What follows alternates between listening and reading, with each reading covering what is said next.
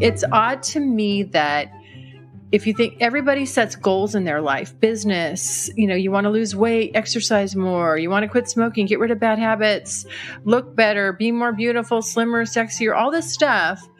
But you never say, this year I want to improve my sex life. This year I want to make my sex life a priority. Welcome to Normalizing Non-Monogamy, the podcast where we interview incredible people from across the entire spectrum of non-monogamy to hear their fascinating stories. We strive to bring guests on the show who have a healthy approach to non-monogamy. However, it's important to remember that everyone does it a little bit differently, and the views and opinions expressed by our guests do not necessarily reflect our own. Additionally, we produce this show for entertainment purposes only. Please be aware that we aren't doctors or therapists. Consult a medical professional for anything regarding your health that you might learn about on the show. Enjoy! Welcome to episode 228. We're Finn and Emma, and today we have an interview with Layla. She is the host of the Curious Girl Diaries podcast, which she started to document her journey reinventing herself after not having sex for 3.5 years and then making a plan to change that. Yeah, she came up with a 1-year plan and a bucket list, and we talk about the bucket list and all of the things that were on the list and some of them that are still on the list and how she went about crossing them off. And yeah, like Emma said, it was, or I think I said, I don't know, it was over 10 seconds ago, so I don't remember. But it was a 1-year plan that has been going on now for 6 years. And it's super exciting and it's super amazing, like where she has come throughout this journey. And we're really excited to share the story. So thank you, Layla, for coming on, for reaching out, and for sharing everything you do with us and with your listeners. Yes, and she also mentions that she's working on a course. It's not quite ready yet. It's almost out there. But if you're interested in being the first to know, go to our website, which is in the show notes and in your podcast player, and go sign up for her mailing list. You'll be the first to be notified when it's available. And links will be available on our website as soon as it's published, which you can find at normalizingnonmonogamy.com and then click on the podcast tab. Yes. The other thing we wanted to mention really quick about this interview is there is a point at which it sounds like Emma is laughing at Layla. I swear I'm not. Because, as we said, there are some things on the bucket list that didn't get crossed off. And when we're talking about one of those, Emma chuckles. What you can't hear is Layla is also laughing and I'm laughing. We're all laughing together. But I'm just the only one audibly laughing. Right. So this is just a quick disclaimer. We weren't laughing at Layla. Well, particularly Emma wasn't laughing at Layla. I swear I wasn't. So that is one thing we wanted to make clear. The other thing we wanted to say is that we actually got invited to go onto Layla's podcast as well. That will be publishing in a few weeks. And as soon as that is out, we will let everybody know and we'll add links to the show notes as well. So we're excited for that. Thank you, Layla, in advance for having us on. It was a great conversation and we're super excited. Just spoiler alert, it's coming out and it's going to be awesome. Yes. Before we jump into Layla's interview here, we have a few quick announcements. First, a quick thank you and huge thank you. It shouldn't be quick. It's a really big thank you to our entire Patreon community. We're so grateful for all of you. If you're out there looking for like-minded people, we highly encourage you to check out our Patreon. We have an ongoing MeWe chat, monthly Q&A calls, men's groups, and women's group calls. Actually, the men's group call is tonight. That's March 23rd. And the women's group call is next week. And if you miss those, we'll have them again in April. For more information, go check out our website, normalizingnonmonogamy.com, and click on the Patreon button. If you're not up for that huge commitment of joining Patreon. Huge commitment. Wow. Sarcasm. Not sarcastic at all. We have other virtual events that Sorry. That didn't mean to come across that. We have other virtual events that you do not need to be a member of the Patreon community to join. But my point, let me just clarify. My point is that it's like you can try out the Patreon and you can cancel at any time. So it's like it's not a huge commitment. Yeah, it's a 24-month contract with a $5,000 cancellation fee, right? Oh, yeah. Don't tell people that. It'll scare them away. So anyway, if you don't want the commitment that Emma just scared you away from, we have other virtual events that are not part of the Patreon community. The first one that we have coming up in April, it's actually going to be in April because we already did the March ones. We have a virtual trivia on April 22nd. We've partnered with Sporkle Trivia, which they do bar trivia, and our host is amazing. She is non-monogamous herself and decided this month she's going to create a special themed sex and relationship trivia for us. So you're going to want to check that out. The other one we have is the day after. We have a virtual meet and greet, which we've been doing for like 2 years now. Yeah, we've done a lot of them. Crazy. So you want to check both of those out, and the links to sign up for both of those are on our website, normalizingnonmonogamy.com. Click on the community events tab, and you'll find all of the information about both of them. And while you're there, you'll also find information about our upcoming in-person events this week, like tomorrow and Saturday. We have 2 events in San Francisco Bay Area, California, a meet and greet and a pole dance class. Come check them out. We'd love to meet you.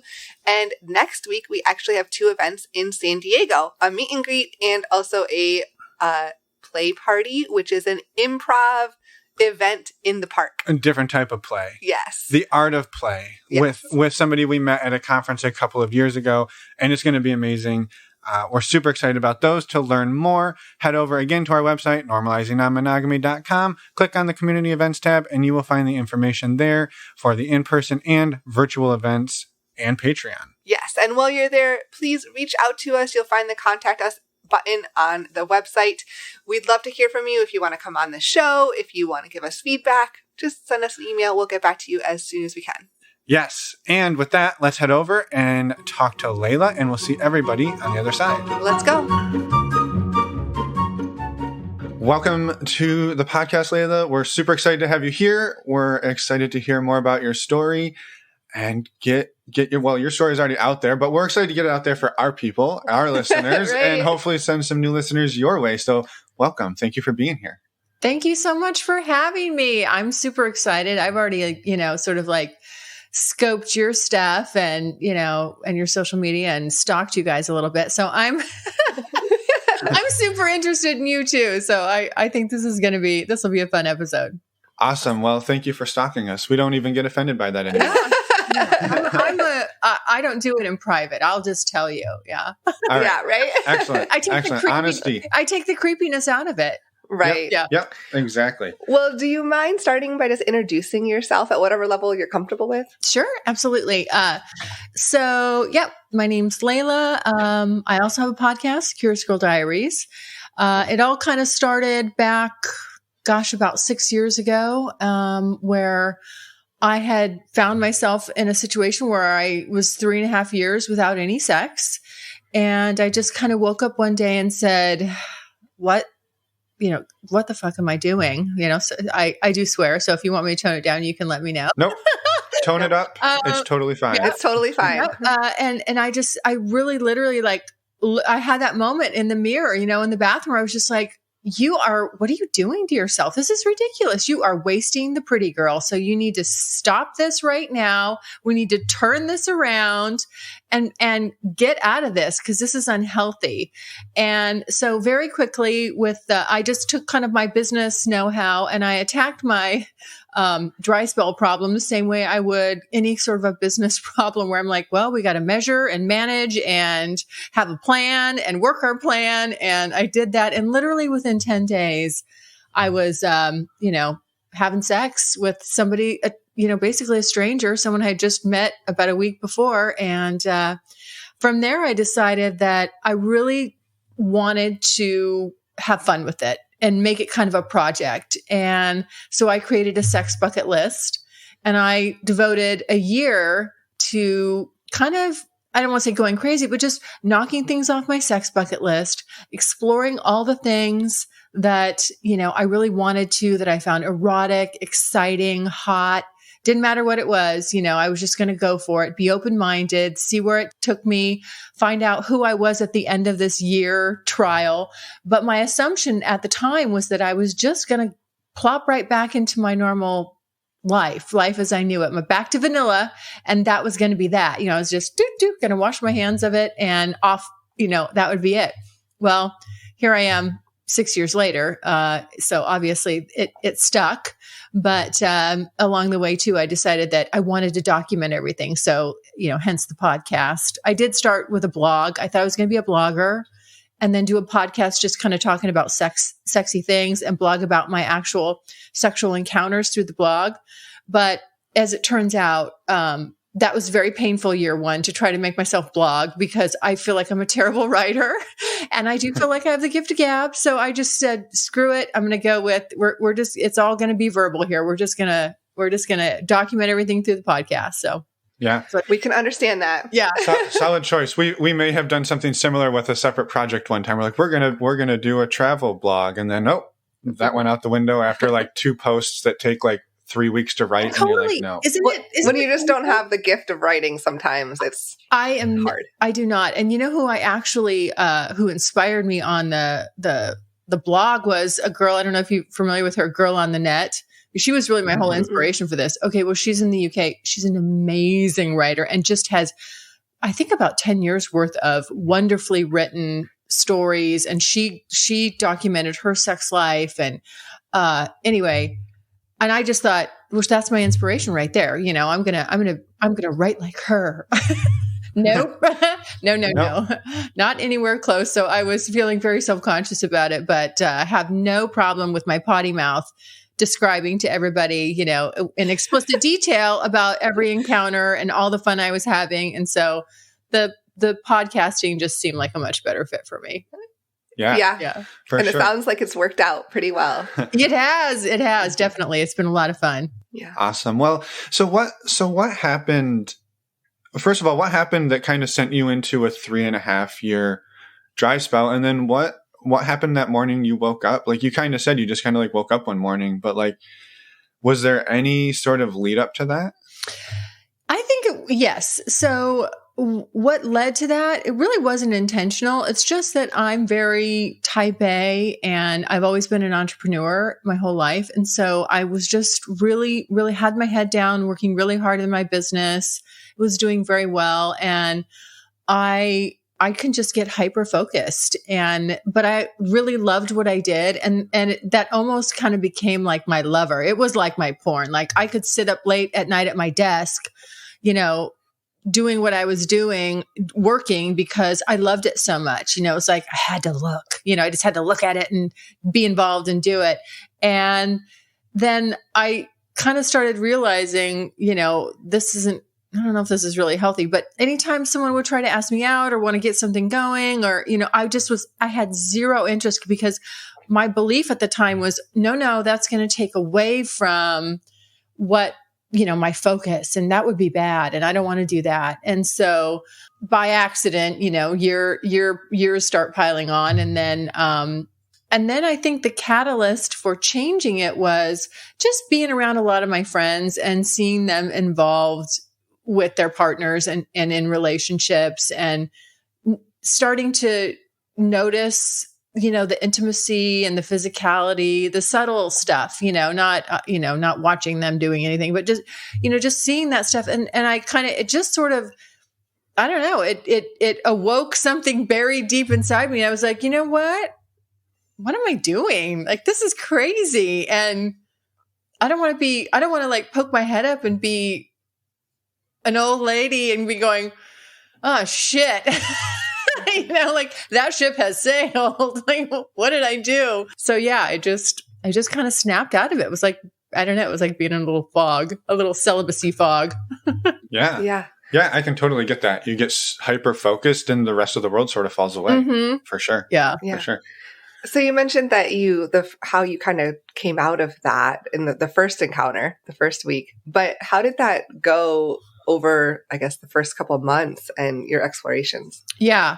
So that guy that I first, you know, met, he was a lot of fun. And during that time, that first year, you know, my goal was I wanted to find a lot of, you know, what I was kind of calling generically, for lack of a better term, just friends with benefits, you know, but emphasis on the friends. Like I wanted to do stuff. I wanted to have a good time, but I also wanted to make it clear that I was going to be seeing other people because I didn't believe that with this big long list and everything I wanted to accomplish, that one person was going to be able to knock that out.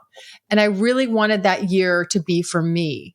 And so, you know, so I got to experience all these different guys and guys with specialties, guys that were, you know, into BDSM and guys that were, had this little kink or fetish, and really kind of like, that's how I was targeting like who I was looking for. And the first guy just happened to be a lot of fun, totally, was understanding about my situation as far as, hey, I don't want any, monogamy. You got to know if we're going to see each other ongoing, that I'll be seeing other people and you can do the same. It's, we'll figure out where we're comfortable, and we'll have to be really open, with each other and honest. And so I find when you lead with that, that's what you get, a lot of times. I mean, every once in a while you attract a ding dong, but that's going to happen by sheer numbers. But so, we saw each other for a while, and then it got to the point where, it was a problem. The non-monogamy did become a problem. And so, we had to stop, but we had a lot of, we went a lot of places, traveled a lot of places. And then at the same time, I was meeting other guys, doing other things. And, it just kind of snowballed from there. Mm-hmm. How did the non-monogamy become a problem in that dynamic? It was jealousy. And I don't know that he had ever, he's just, he's a real, very, just very attractive, kind of alpha type guy. And I don't think he was used to a female being, and again, I hope I'm not reading it wrong, but when I say like that empowered, that says, hey, you can do your thing and I'll do mine. And, I'm not going to, it's not going to bother me, and he was saying that too in the beginning. And maybe he thought, as we went along, I felt like he believed he was going to change my mind about that. And I'm just a person that, I mean what I say. And so, I might have to repeat myself a little bit, but I am pretty much going to stick with what I said. Sure. And so once that little tension started to build, that where he could tell, okay, well, she's not responding this way, so maybe I'll try to get her attention this way and this way. And it just got a little, odd, to the point where he wanted to like look in my phone and read my text messages with other guys. And I was just like, you have run yourself off in the ditch. That's, like, this isn't going to work. So, and I now, with the experience that I have, I look at this stuff and I say, the emotions that come up when you're this open, when you're free to be this open, aren't bad. It's not that being jealous is bad. I don't think even jealousy is a bad word. I don't think it's a bad thing. I think it's natural if you care about someone, but it's the way you handle it. That's what, that's what turns things funky. So, for sure. For sure. Yeah. I have a question about your bucket list, because I will say one conversation that Emma and I have had for many years is like, I'll often be like, hey, and this was, I would say earlier on, would be like, hey, I'm interested in this. Like, what types of things are you interested in? And a lot of times she's like, well, I don't know. I just don't even think about it. I'm so busy with work. So like, I think, correct me if I'm wrong, but for you to sit down and create a lengthy bucket list, or we've talked to other people who they're just like, I don't even know. I don't even know what exists. So I don't even know what to put on this list. But you kind of show up coming out of a 3.5-year dry spell, and you're like, here's my list. I've got this list. So like how big was the list? And like, where did the inspiration for the items on the list come from? Yeah. Well, so it's funny that you say that this is a problem, because I think it is a problem. I'm actually just building a little free course for people. I hopefully will have it out in a couple of weeks, just so that I can help them do like exactly what I did. Like, here's where I got all my inspiration, because really it's not that hard. But at that point I was really kind of ground zero. So I was just like, nothing was appealing to me sexually at that time. Right. And so I had to, where I really got a lot of inspiration was from, Pornhub and YouPorn, and just follow me on this. I looked at like they're great with data. So you can go and find out kind of what the top searches are, what people are searching for, or even if you don't have to watch any porn, you can just put in a category, a name, start typing, and then you'll see like other things, subcategories come in below it. And it's really kind of like a brainstorming session, where you just go, oh, well, that sounds interesting. That sounds interesting. So if anything was kind of interesting at all, if I didn't go, ew, then it was like, okay, just put it on there. Just make a big, and then from there I started massaging that big list. And then I would do I was doing a little more research, a little more visual, like, let's see what this is all about. Is that hot?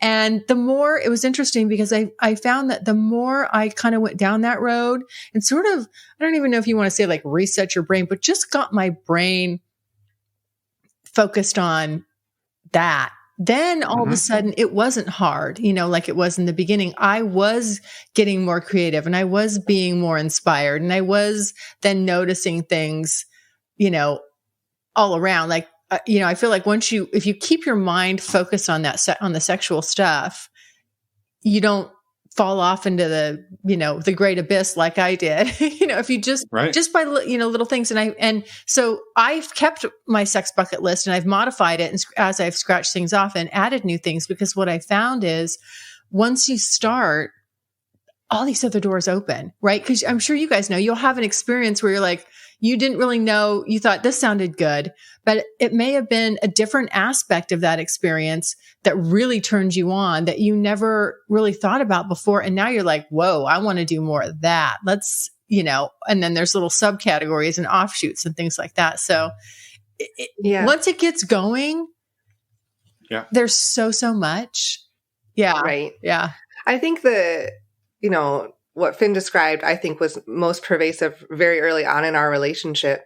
And I think a lot of it had to do with society, because we're not encouraged to, especially as females, encouraged to explore, to think about sex. And that's not something that, I was necessarily encouraged to do at any point. And so it just, while I was definitely interested in it, it's hard to feel like that's something that you should do. You should spend your time doing. Yeah, I know. Which I think is the bigger problem. That's the yeah, completely. I couple things on that. I mean, I talk about that all the time, like ad nauseum. It's really I just want to normalize this stuff. And when I came across you guys, that's what I really liked, is that, our interests are aligned. I feel like you guys are trying to trailblaze in this category too, where it's just like, hey, it's just sex, like, come on, people. Why is this still such a big deal? Why are we still so repressed and quiet about it? And I just sort of changed, I just decided that fuck it, I'm not going to be quiet about it or repressed anymore. And, I am going to take charge in the bedroom if I feel like I need to, or I will try out being submissive with a dominant man. And, just all this stuff that people think, oh, that's weird. That's, anything that it doesn't have to do with vanilla, just gets labeled weird. And even the vanilla stuff, it's like, well, we shouldn't really talk about it. And I'm like, why not? It's odd to me that if you think everybody sets goals in their life, business, you want to lose weight, exercise more, you want to quit smoking, get rid of bad habits, look better, be more beautiful, slimmer, sexier, all this stuff. But you never say, this year I want to improve my sex life. This year I want to make my sex life a priority.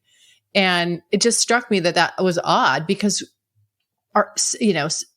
we're such sexual beings. I mean, it's such an important part of our lives. It's only the reason we're still here on this planet after all this time. Right. Right. So I thought, okay, well, I just got to turn this around, and, so I'm with you.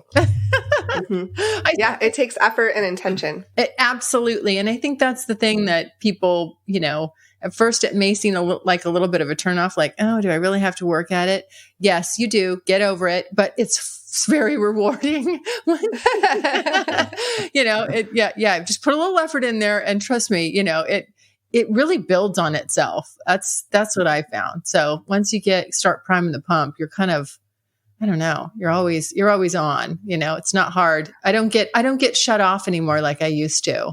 I can certainly have my times where I'm like, oh, I'm more focused on this, but it doesn't take much. And I'm like, oh yeah. All right. Yeah. Yeah. Are there any items on the list still that were part of the original list that like you haven't in like the last 6.5 years, you haven't been able to Yes. Yeah? I'm going to tell the truth right now and shame the devil. The one that this is my Achilles heel, and I'm so not embarrassed about it, but it's driving me bonkers. And I don't know why. And if anybody that's listened to my podcast from like, I always tell people start from the beginning because it's been this whole journey with me and my own growth through it and relationships important relationships, heartbreak, all this, things that have come and gone. And the one thing I cannot do, I haven't done yet which is so stupid, a threesome. of any flavor? Of any flavor.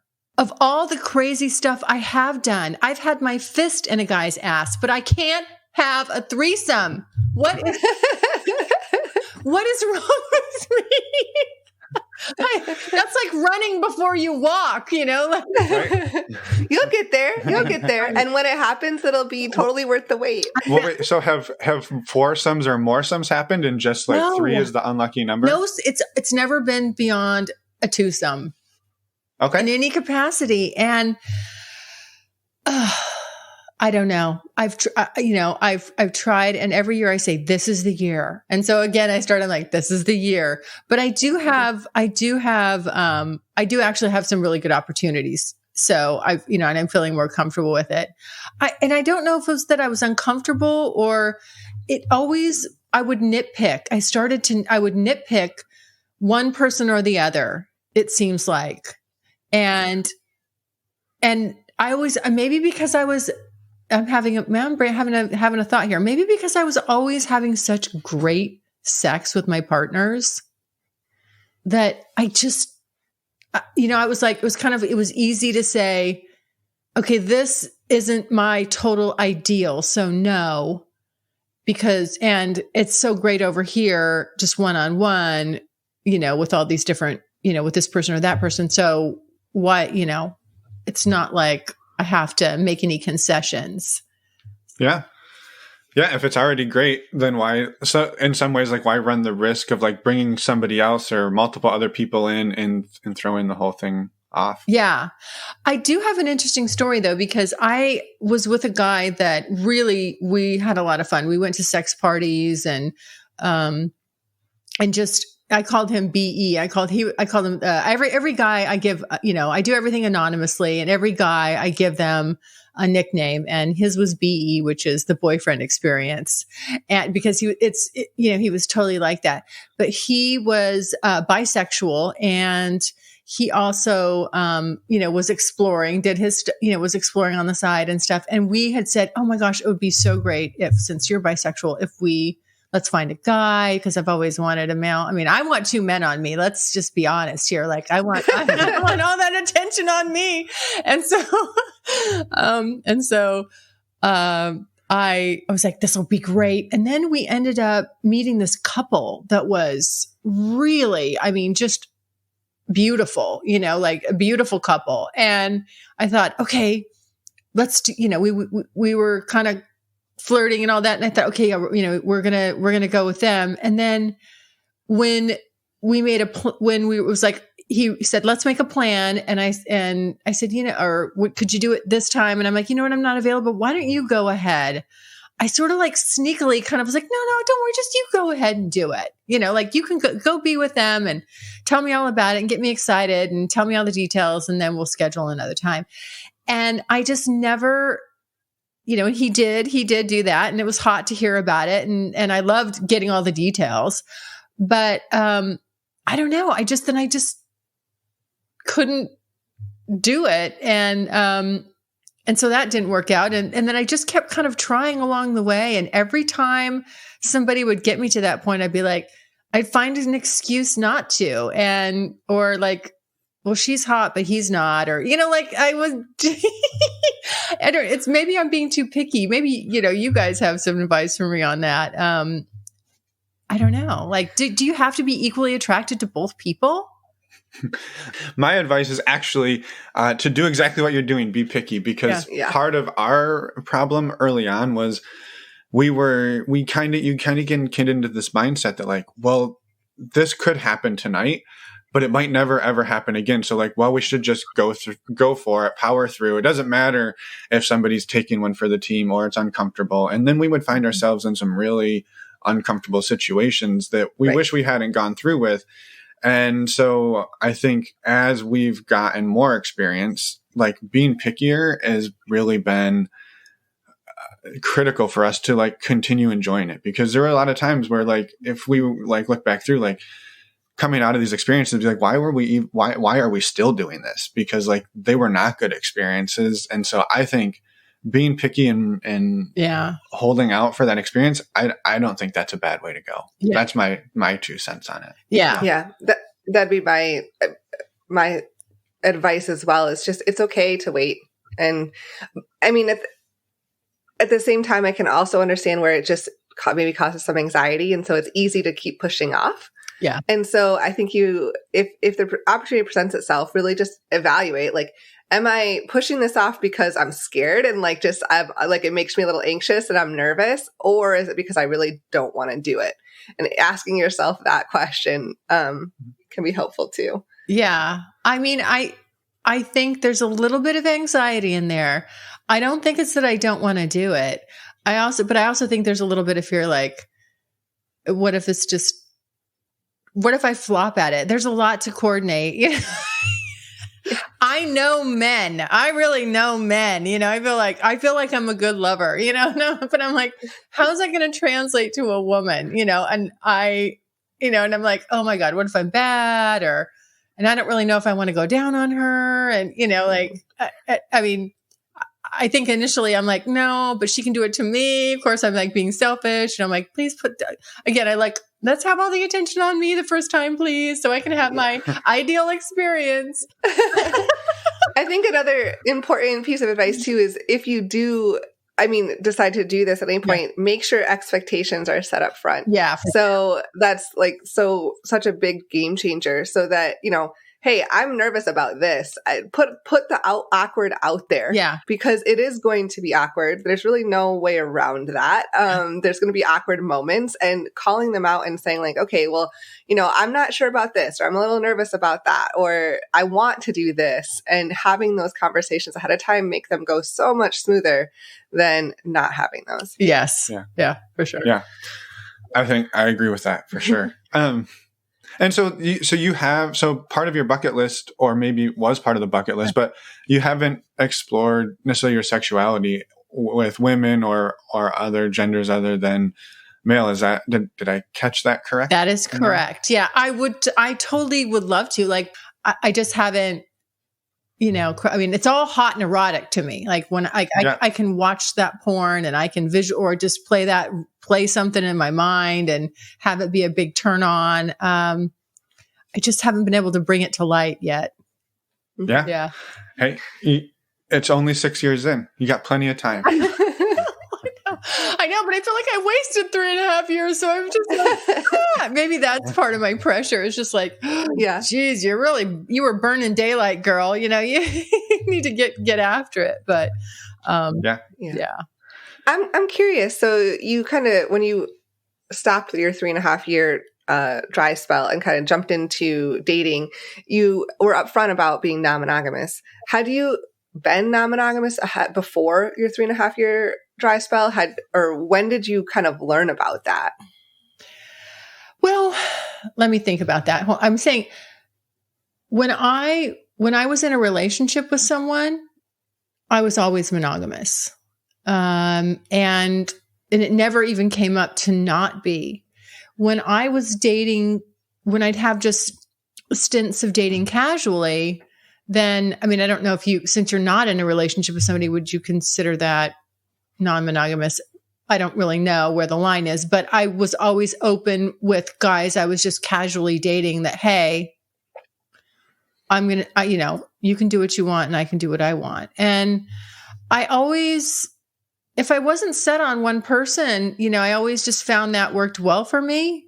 And I didn't have a problem with it. I think, that would be back then it might just be more like people just didn't talk about it as much, but I always felt like, no, I'm going to tell you what's going on, that way we don't have to have any awkward conversations. And, I back then, I found when I was in my, this would have been in my 20s. I just found like that was really guys, it was kind of shocking to them because it felt like that was their sort of secret game plan that's how they operated, but they weren't upfront about it.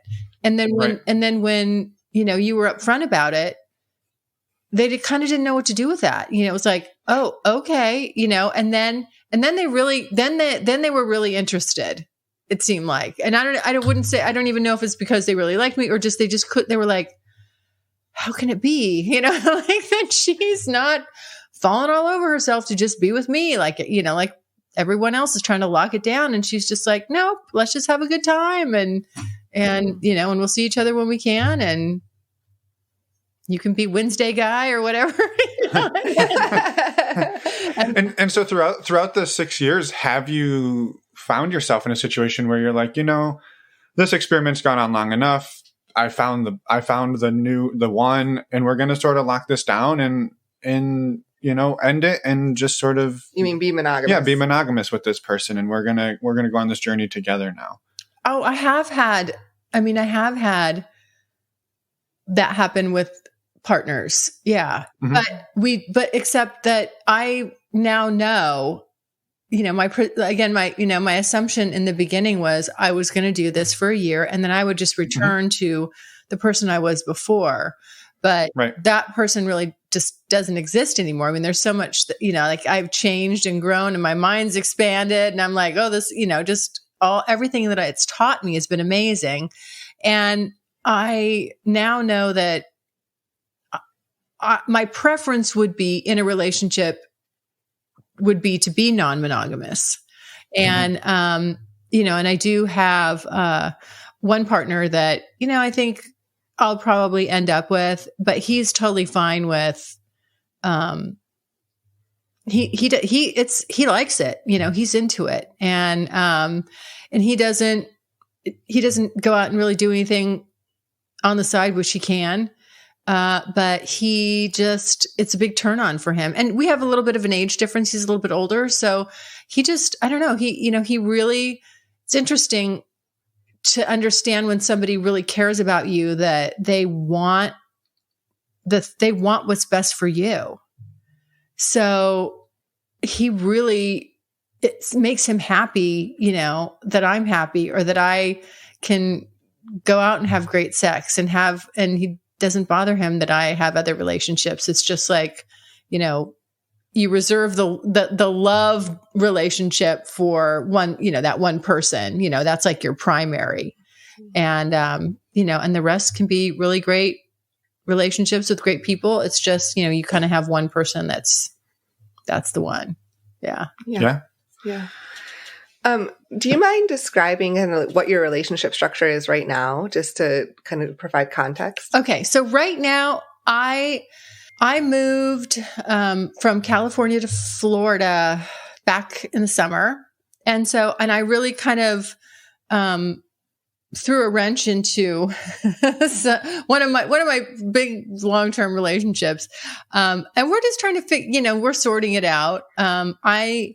I'm enjoying kind of the being here and the, and the break. And so I'm definitely just single, footloose, fancy free, and up for having, I'm really open. I guess that's the thing. Like, I used to say, like, if I had a nickel for every time I said, I will never, and I've got it recorded on my podcast. Now I laugh because I'm like, well, shit, how many times have you said, I won't do this, or I don't like that, or not.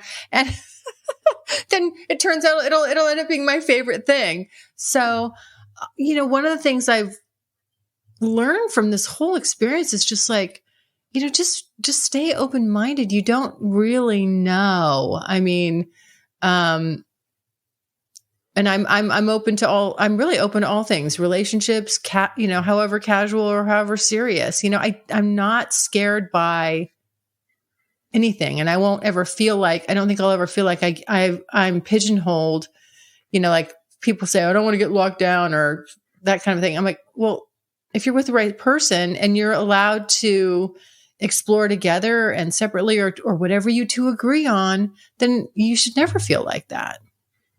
Yeah. Mm-hmm. Yeah. Yeah. And you, sort of along those lines, like you said, coming out of, you know, it was going to be a year, you hit the year mark and you're like, yeah, we're not done. Like, we need to keep going. What were some of maybe the big revelations that came out of that year? You said like you weren't that person anymore. Like, what were the big changes you saw in yourself that really drove you to keep going? I had said, you know, like I said at the start here, when one door opens, there's like 10 more behind it. When I finished that year, I just realized like, holy shit, I have just scratched the surface. There's so many more things I want to experience and try. And I had these ongoing relationships at that point that, you know, I didn't want to give up, you know, and I wanted like, let's just ride the wheels off this thing. Let's see how far we can go with it. And also the podcast too, because I was telling people, yeah, after a year, I'm going to shut it down. But then it really caught on. People were like, don't, you know, like, we want you to keep, please keep stimulating us with your stories.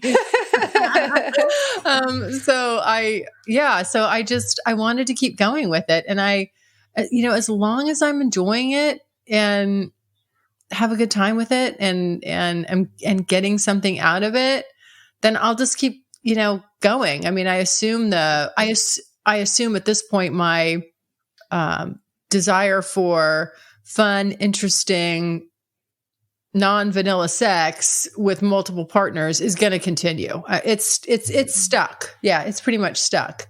But, I'd always like to have the option, you know, to do that. I wouldn't want to be, I'd have a hard time settling with someone that said, this could never be a part of our relationship. Cause I just don't, for me, I don't know how realistic that is anymore. You know, it's strange because it's really strange. And I know a lot of people that are monogamous cannot fathom this. And it just, you know, when you are with the right person, it just doesn't take away from, it's not detrimental to what you have. And I think that's the big perception, you know, like everybody's feeling like you got to hold on so tight, but you end up strangling each other, you know, and, yeah.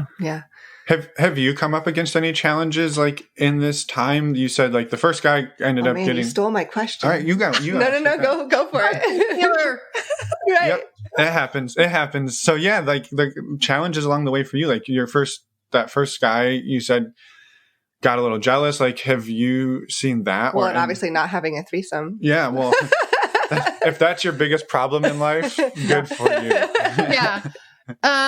Let's see. What have I run against? I mean, as you're out there just dealing with people in general, you know, I mean, you're going to run across all kinds of stuff. You know, people not being honest about their circumstances. I, you know, had a guy that said he was single. He was not, you know, just that kind of stuff. You know, when I started, I was ignorance on fire. And I tend to be very trusting. I just automatically trust you until, you know, you give me a reason not to. You know, I kind of that's how I operate. I don't want to be, I feel like the other way is just too pessimistic, you know? And so I'm like, well, some people are going to take advantage of that, but so what? You know, you'll very quickly figure it out and, you know, boom, they're gone. And then so, you know, the jealousy that coming up,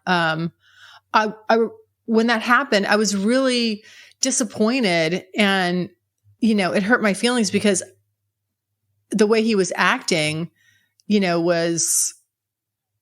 he was kind of acting out and then being kind of mean to me, you know, and just kind of being a dick to me, you know, because he couldn't get the result out of me that he wanted. So he would try this way. That didn't work. He tried this way. So it was like, let me see if I can manipulate this situation. Let me see if I can try to talk down to her and make her feel bad. Let me see if I can get in her phone, you know, just weird little things. And I felt kind of like, wait a minute, you know, a little betrayed, like, hey, I have been 100% honest from go about what I want. And, you know, I really thought that you said you were on the same page. I thought you were on the same page. I've never held anything back. And, you know, and to turn around and kind of throw it in my face like I'm a bad person because I don't want to settle down. He was like, well, don't you want to be, you know, are you going to be alone for the rest of your life? And I mean, just like guilty. So, no, that's actually the plan. I'm not going to be alone at all. Oh my God. You know, like literally I just didn't know how to take it in the beginning. But again, it's one of those things that I've really, you know, learned so much about people's behaviors and their hangups and, you know, especially as it relates to relationships and sex. And so now the minute I catch wind of it, you know, it's very easy for me to say, look, I can tell this just isn't going to work and I wish you the best. And, you know, we can be friends, but we can't continue on a physical relationship because it's not in line with what I need right now. Right. Yeah. Right. I mean, being honest and upfront about your boundaries there, like that's super important. Yeah. And then I've also had some weird stalkers, really weird stalkers.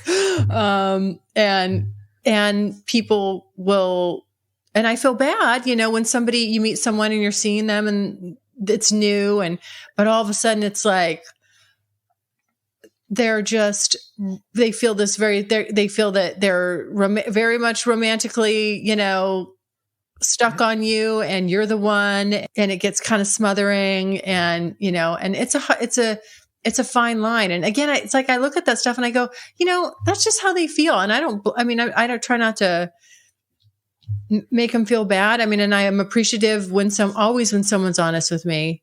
And so you just have to be really good at, again, sticking firm with knowing what your boundaries are and really honoring those. Because it would be easy to say, well, okay, well, maybe I could just try. Let's just try it. Let's just try being in a relationship or whatever. When you already knew, you know, you said going into it, that's not what you wanted. So, right. Yeah. Yeah. Yeah. As you've navigated, I guess the last 6.5 years or however long it's been, how have you kept yourself physically and sexually safe throughout that journey? Yeah, good question. I definitely, again, first of all, communication. You have to trust that the other person, you know, we have to use protection. We have to be as smart about it as we can. Also, with that being said, there's really, I mean, unless you're going to abstain, there's nothing that's 100% effective. So that's just something, but everybody that has sex, you know, has to realize that. So, you have to evaluate your own risk level. Correct. And tolerance. You have to be, and, you know, and again, if you can't communicate, you know, this is one area you don't want to not be able to communicate with. And, I did just, I'll tell the story. I think it was year 1. It might've been year 2. I think it was year 1. I did an episode, I called it Ugly Fucking. And what had happened was, you know, it's common for guys to kind of like catfish, you know, women, you hear about women doing it, but guys do it a lot too. And I have, you know, when I'm meeting people and, especially on the internet, you know, I have a kind of a safety protocol standards that I follow. And the one time that I broke from that, I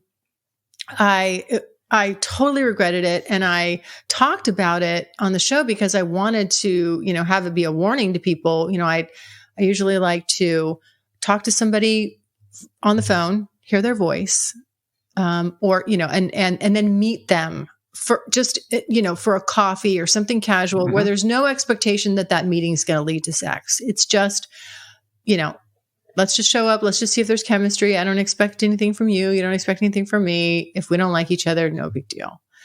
And then if we do, you know, from there, we just kind of decide what the next step is. And, And so that's kind of like my qualification process. And it's worked really well. Well, the one time I deviated from that, I ended up talking to this guy for a long time. He said he was a doctor, blah, blah, blah, all this stuff. And then I went straight to, meeting him for a sexual encounter. And it was in a hotel and, the door closed and it was like, he did not look like it was him, but he was older than he said he was. And I also noticed he had an old iPhone. I'm like, no, doctors do not have old, outdated iPhones. No, they do not. I'm sorry, because they use their phones when they're in the hospital and they have to have like the most current technology because they have a lot of also hospital software and things like that, patient stuff on there. I'm like, oh no, this is wrong. And he was just on me and kissing me so fast. And I didn't want to hurt his feelings. And so I sat there and I was put in this awkward situation and I was, kissing him and then we're on the bed and, and then he's going down on me. I'm like, okay, well, you can do that. I'm like, cause I don't have to see your face. And he actually was decent at it. But then he jumped up and tried to just, put his dick inside me and he didn't have a condom on. I was like, wait a minute. I was like, whoa, whoa, whoa. And so, I made him put one on. Well, I got an STD from him. So, fortunately, I was able to take care of that with some medication, with some penicillin or whatever. But it was like, that's the first time that's ever happened. I've never had, it was like up to that point in my life, I'd never had an STD. And it was really sobering, for on so many levels for why, you really have to, again, be solid in who you are. And if someone doesn't want to follow the protocol that you're comfortable with, don't let them talk their way around it because there's just not anything good waiting for you on the other side of it. Yeah. Yeah. You have to be confident and you have to speak up even when even in situations when it's hard. I know. And so I felt really kind of ashamed of myself. Like, oh my God, like, cause I am a very, strong, I'm like a pit bull in panties when it comes to business and stuff like that. I don't take any crap and I have no problem just putting that hat on. But there's something about, I think there's still also a lot of, female tendencies to to acquiesce and just be accommodating. And even when and it seems like you counterintuitive, like you wouldn't do it in that moment where you didn't want to hurt somebody's feelings. But literally I was like, well, okay, I guess I'll just have sex with this guy, get it over with and get out of here, and it's awful, and I'm like, that's why I did the episode. That's why I was like, I'm going to call myself out on this. This is not going to happen again. And I hope that it helps someone else, if they find themselves in that moment or pick up on the early warning signs. If someone's pushing around what you're comfortable in before you even meet, no, that's just a big no. Yeah. Mm-hmm. Yeah. Well, thank you. I mean, first, I'm so sorry that that happened. That's not a fun way. That's super scary. I know. And thank you for sharing the vulnerability on that. We appreciate that. Yeah. And I think it is, like you said, it's a sobering story that it's been a hell of a lot of fun, but you also have to take care of yourself. Yeah. Right. Yes, absolutely. Yeah. So I've definitely had, it's not been all flowers and sunshine. I've had that was just not one of my shining moments, but yeah. So yeah. Yes. Thank you so much for sharing that and the vulnerability there. You have your podcast and so you're pretty out there with your stories. Yes. But how has it gone with navigating, I guess, your journey with your friends and family as well? Well, so I stay anonymous and I know you guys do too. And that's one of the things that, I kind of, after this long, I did it initially because I just thought this is just going to be a year, and there's no reason to announce it. You're in, you're out, it's like a drive-by. But now it's really it's a part of my life. And so the people that are closest to me know, and I hope they don't, it's a little embarrassing when I think oh my God, as somebody that like, as a good girlfriend of mine listening to me talk about, you know, the dildo I used or how this guy really gave it to me. You know, it's easier when you know, you're just talking to random people out there in the world, and they don't know you and you don't know them. But, I think about, you know, I struggle with them now. Am I part of the problem? Because, you know, my big bugaboo is, why is this such a big deal? You know, and why shouldn't I be able to talk about this? And why shouldn't I be able to show my face and who I am? And why should I have to worry about backlash because I am sex positive? Mm-hmm. But the truth is I do, because I'm a realist, and I know what happens to people. And, you know, I have seen it firsthand. Somebody in my community who, not quite the same story. She had an OnlyFans, and, you know, she got banned from our church, you know, and I'm Catholic. I like going, I mean, I'm multifaceted. I can have a spiritual life and also a smoking hot sex life. Hey, I have the bandwidth. Okay. And, you know, like, why should I be pigeonholed? But, you know, and then the backlash that like her kids got, you know, they kicked her kids out of the Catholic school because of it. And they didn't do anything wrong, but it's just like, you know, it really kind of sobered me up to the fact that, well, you belong to different organizations, and when they're private, if you do anything that doesn't meet, that they don't like, or that they feel is a good reflection of them for any reason, you can be kicked out, you know? And so I don't know. I'm struggling. You know, I'm always on the fence with, do I just stop hiding with it? 'Cause it's really not that big of a deal, and it isn't. But I guess there's a part of me that really worries about that small percentage that would make it a big deal.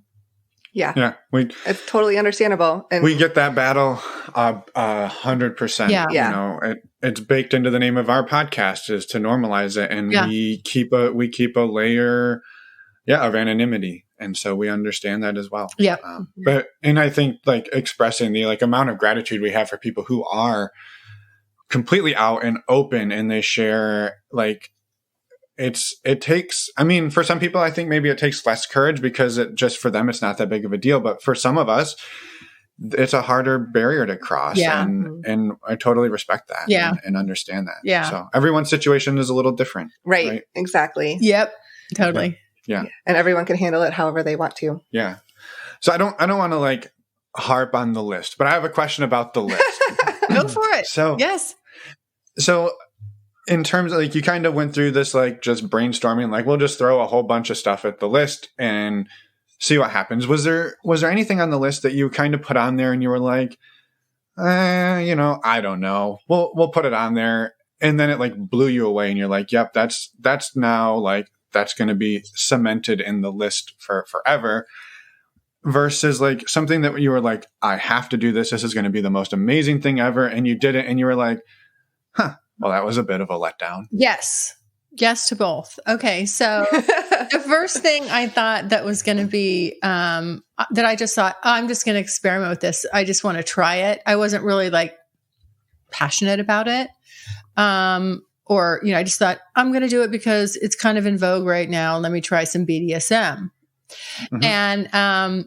And I thought, you know, I could do a little handcuffs, spanking, maybe a little slapping, whatever, you know, bondage and, but nothing, you know, like I don't want to be beaten up or have any piercings or any, you know, any like it goes, talk about going down a big rabbit hole. There's so much into that.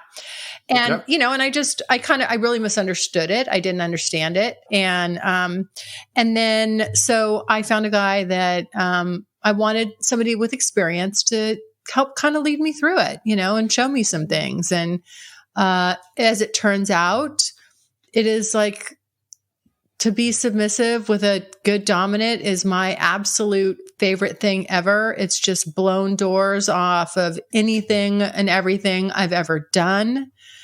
It's this crazy connection, the hyperstimulation.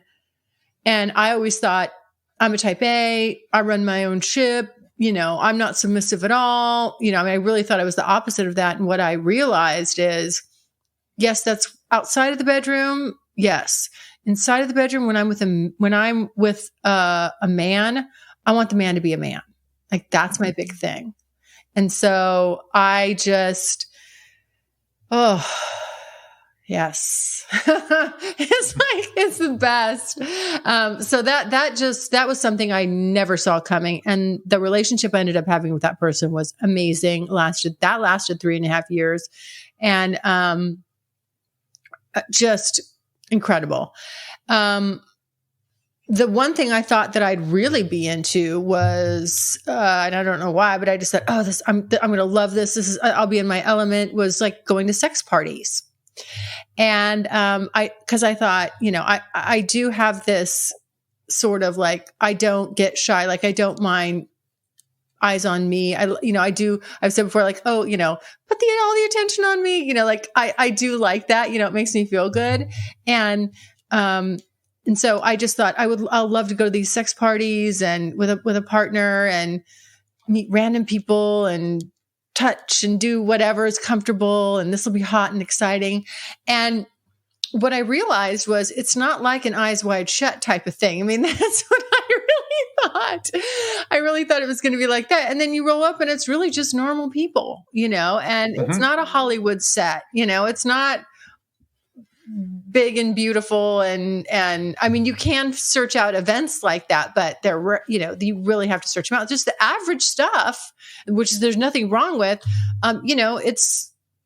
the first one I went to, they had like a buffet, like it was they had like cocktail wieners and chili going. And I was like, isn't that going to make you bloat? Like, why would you? Right?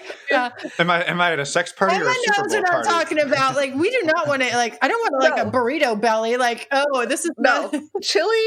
Like, right? But no. No, like, this is so counterintuitive. Anyway, so I went there. I went to one with BE, and then we went into this. There was a lot of stuff going on. Couples approaching us.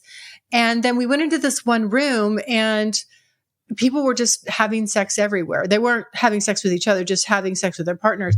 And that's what I originally thought would be hot, just to be in a room like where we're having sex and you could look over your shoulder and there's someone else and, but you're keeping to yourself. But when I got there, I kind of realized like I didn't really want to do that per se. So he got a really good blowjob that night. But what I realized came out of that, what I realized was, as I was doing that to him, people were stopping and watching. I liked the voyeuristic thing. I liked to be watched in that capacity. I didn't need anybody touching or joining. And I never, because people always say, "Oh, are you into voyeurism?" I'm like, nah, not so much. Like, I really didn't know that was my thing. And it's kind of one of the things I was saying earlier, where you go into an experience and you're thinking you're there for X, and it turns out you stumble on Y, and then that really gets you going and opens. But now you're like, ooh, here we go. We just opened another door. I really got to start exploring this.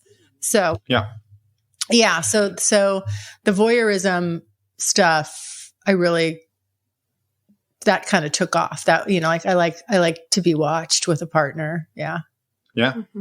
Yeah. I think that's, to your point about the sex parties just sort of being like any other party, but now there's sex. Like, I know you guys are like shitting all over the chili, but I see myself like at the end of the night, like I was like, where the hell is Finn? And I'm over there eating a bowl of chili. I could see that happening to me. Yeah. I'm not ashamed to say I would eat the chili at the sex party.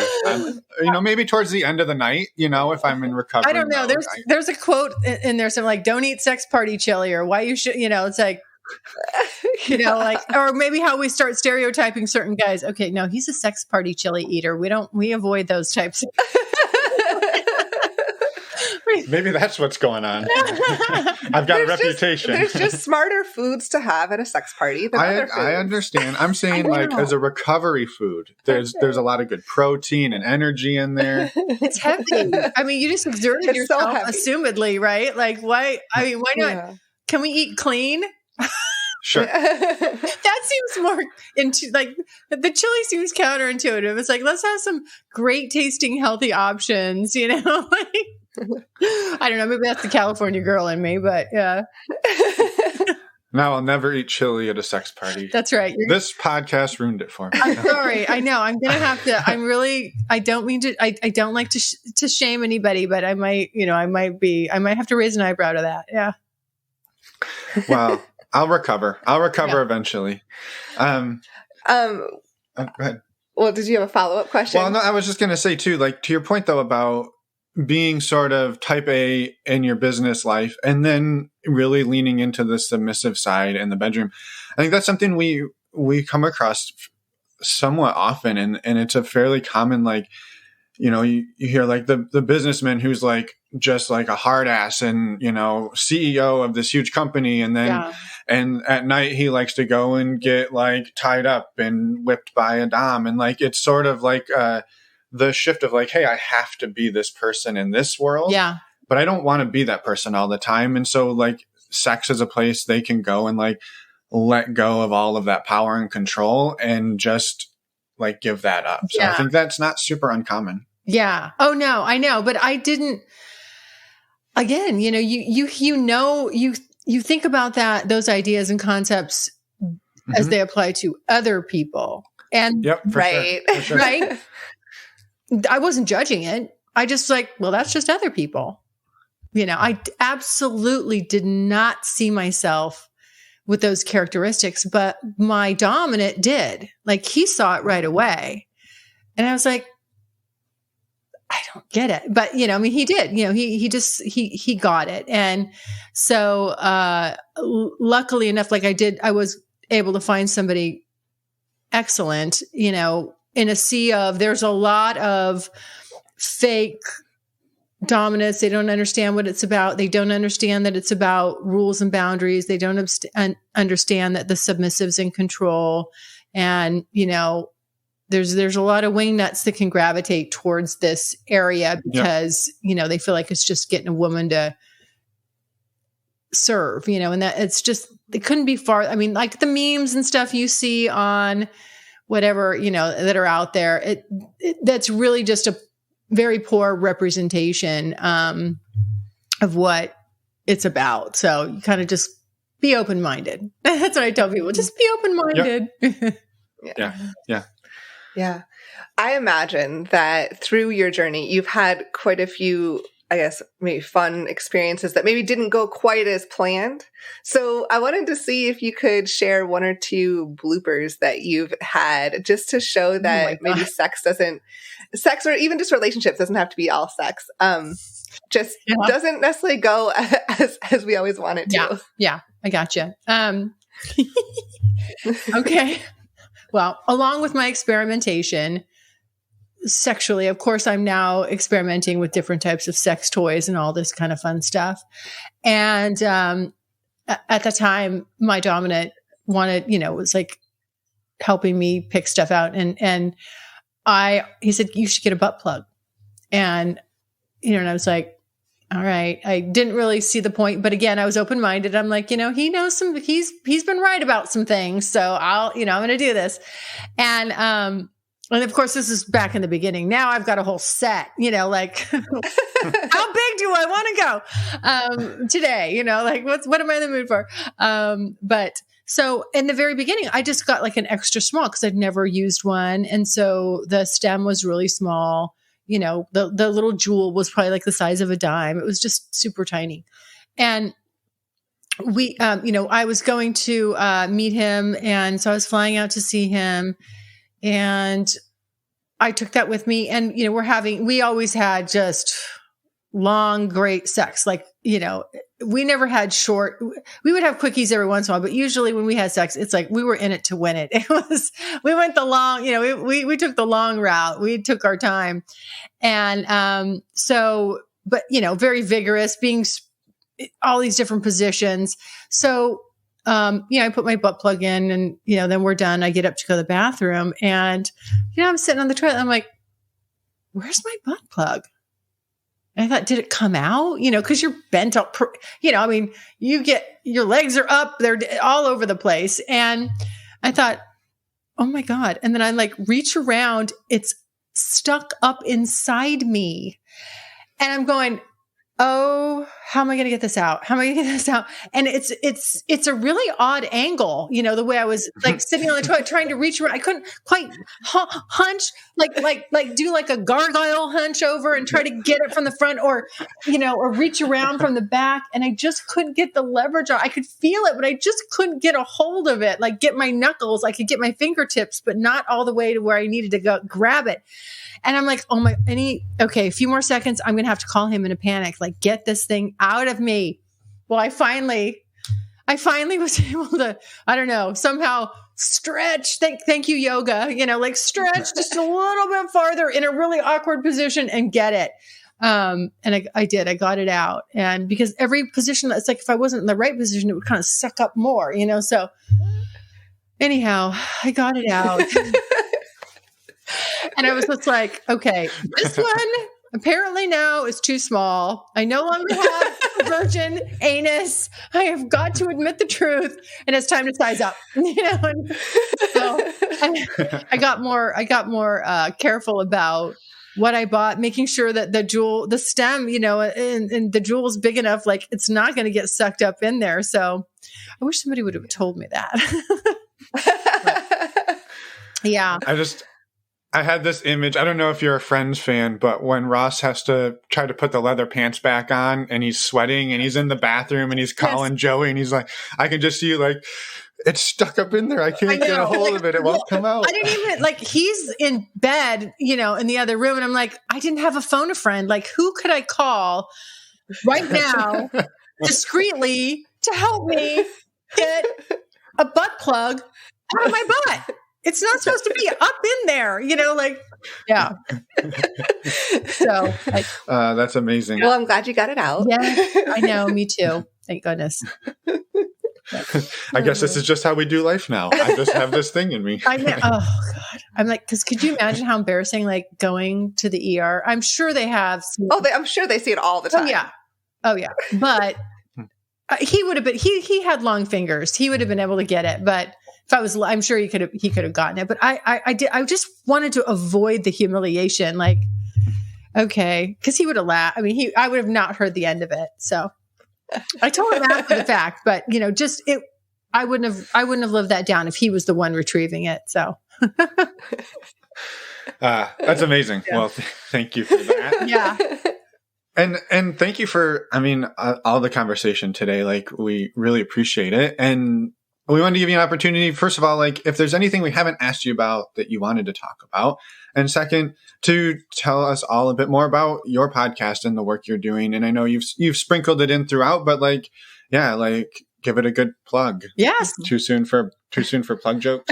No, got it. Ba-boom. Okay. That's actually perfect timing. Okay. So yeah, guys, again, thank you for having me and, you know, and introducing me to your wonderful audience. Thank you so much. I know it's like, when you bring someone on, you know, it's kind of like you're introducing them to your family a little bit. Like these are your people. So I'm honored to be here. And just want to let everyone know if they want to reach out to me, they can find me at thecuriousgirldiaries.com. From there, you can do all kinds of fun stuff. You can follow me on social media. Just scroll down to the bottom of my homepage and all my links will be there. And if you like this episode or you have any specific questions for me, you can always leave me a voicemail. I love getting feedback from my listeners. Voicemail is my favorite way to do it. Like I said, I got the gift of gab. You can leave me a message up to 5 minutes. Just click on the pink tab on the right-hand side, let it rip. And I will usually get back to you personally within 72 hours. So it's kind of fun. We can have a conversation. And like I said, it's not yet completed, but within the next few weeks, I should have it's just a freebie little introductory course. So you can, if you want to know how to put a sex bucket list together, and I can, you know, give you some good ideas on how I did it and where to go. And also there's kind of I'll leave a little teaser. There's like real specific ways to manipulate your search engine to come up and produce results that you didn't know were there. Like you think you're looking for something. And if you do this one thing and I show you in the video, then a bunch of different of the top most popular searches that relate to that will pop up. And so it just gives you even more ideas. So you don't have to, maybe if you've only got 3 keywords, from there, you'll probably get like 100 ideas. So, and you can just kind of start at it from that way. But Awesome. There you go. Well, thank you for all of that. And thank you for a lovely conversation as well today. We're excited to share your story on our platform and hopefully get you some more listeners too. Oh, yes. Yeah. Thank you. I have one quick disclaimer that I think your strategy for finding these, like using the search engine on porn sites to like generate these ideas is fantastic. My only thought would be careful about when you click on it to be like, oh, what is this one? And then you watch a video, like, those are porn people doing porn things. So your experience may be quite a bit different than what the porn people make it look like. Your disclaimer is porn's not real sex. Not necessarily all the time. It is not. But I think it's a fantastic way to get the ideas and then just be a little like, maybe watch 5 different videos and see if they're all like crazy. Like, or maybe porn doesn't always relay like what sex can be like in real life.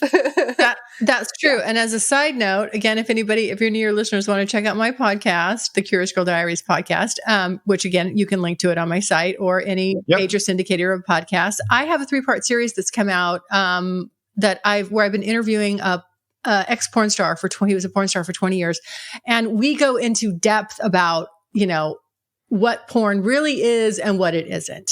So, he's a very, very interesting, articulate, very wonderful to have on, and just lots of great insight about porn in general. And then, of course, hot stuff, but the ins and outs of it. So if anybody wants to check that out, they're up on my site. Yeah, I think that's awesome. I'll check that out for sure. Cause I get fascinated by the behind the scenes stuff. Like what's really happening, right? Like this scene probably was, I've asked him. It looks, yes. Yeah. I love it. I'm excited for that. So thank you. You're welcome for that. Thank you for your work. And we can't wait to do it again. So have a fantastic day, Layla. Thank you. Thank you. Bye. And we're back. A huge thank you to Layla for coming on the show and sharing your story. We had a wonderful time talking to you and can't wait to get this out there. Also, a quick reminder, go check out Layla's podcast, the Curious Girls Diaries podcast, and all of her work. We will also be making an appearance on her podcast soon, so go check it out. Yes. And we just wanted to do one more quick reminder. If you're interested in community, head over to the website, click on the Patreon tab, and you will learn more about how to join the Patreon community. And you will see all of the dates and ways to sign up for our virtual and in-person events coming up in March and in April. Yes. Also, just a quick reminder, 2 events are this week. That's like this week, so go sign up. When is it? This week. This week? Just fly to San Francisco tomorrow, Thursday, March 24th, and come join us for a meet and greet, or on Saturday, on March 26th for the pole dance class. It's that easy. It's that easy. I'm so excited. Can you tell? I can tell. I've not seen excitement like this in a while. Wow, that was sarcasm. The other thing you can do while you're on our website, you can head over to the resources tab and you can see all of Emma and I's favorite resources for navigating non-monogamy. One of our favorites, our number one favorite way to get tested for STIs, and we've tried them all, folks. You were waiting for me to chime in, and then I didn't. And then you didn't. You just sat there. I'm going to leave that pause in there. So stdcheck.com. stdcheck.com is an affiliate partner of the podcast. So using the links does support the show financially. And so we are hugely grateful to anybody who does that. And you also, as a person who clicks on the links there, save $10, which makes the cost of a 10-panel test about $130. It is super fast. It is super easy. Again, this is how Emma and I have been getting tested for years. We love this service. And you get your results texted to you in your online portal, usually in about 24 to 36 hours. And it's awesome. Yes, so, it is badass. It is totally radical and tubular. So, again, if you want to check that out, there are links in your podcast player show notes or on our website, normalizingnonmonogamy.com. Just click on the resources tab and you will see them there. Yeah, go do it. Yeah, that's it for now. Next week, we have an interview with Evita. It's a fantastic conversation. Come back and check it out. And with that, anything else? I just want to say, for anybody still listening, thank you. For making it through. It is 12:30 in the morning on the day that this publishes. Yes. So we're hitting publish in like 1 minute. Yeah, we are. It's been a long day. It's been a long ass day. So thank you for bearing with us. And we did the best we could. And so if you're like, man, these people stink. Yes. Yes. Because we haven't showered. It's late. That's not true. We did shower. I was trying to cover up the fact of why we stink. It's been a long ass day. All right. Thank you for your support. And we'll see everybody next week for the interview with Avita. Yes. Bye, everyone. Thanks for listening.